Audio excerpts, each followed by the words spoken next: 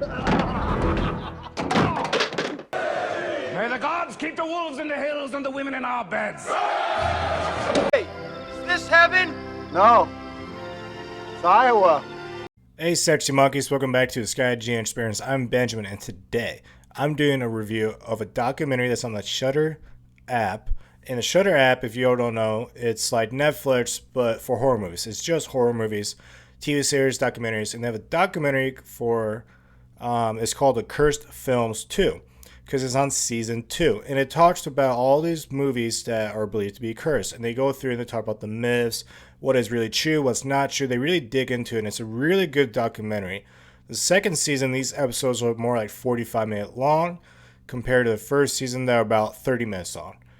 This one is about Rosemary's Baby, and there's a lot of interesting facts I learned from this movie. And is it cursed? I'll tell you at the very end. Hail Satan! Hail Satan! Satan is his father. Rosemary's Baby was released in 1968, June 12th of 1968. You gotta realize that time era, wow, way different than it is now. I'm gonna tell you all about it. Pretty much, let's put it this way. Vietnam, the war was at its peak at 68.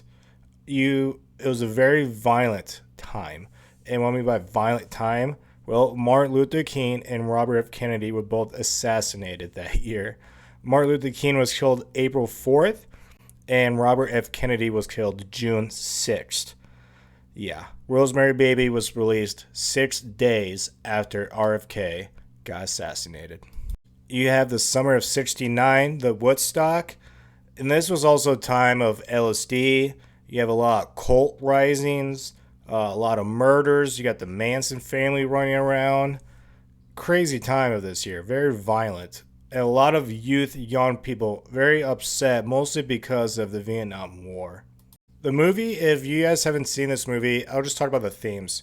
It's pretty much about like the devil raping a woman, getting her pregnant, and having her kid. So this movie deals with a lot of the Church of Satan, you know, like Hail Satan. Yeah, it deals with those type of people. I'm not judging. You do what you want to do. I don't care.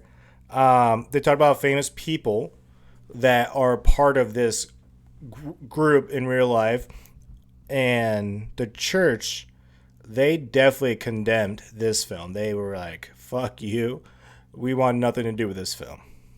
The director, Roman Polanski, all right, very interesting. Well, his parents were part of the Holocaust. Well, he was too. He was born in 1933.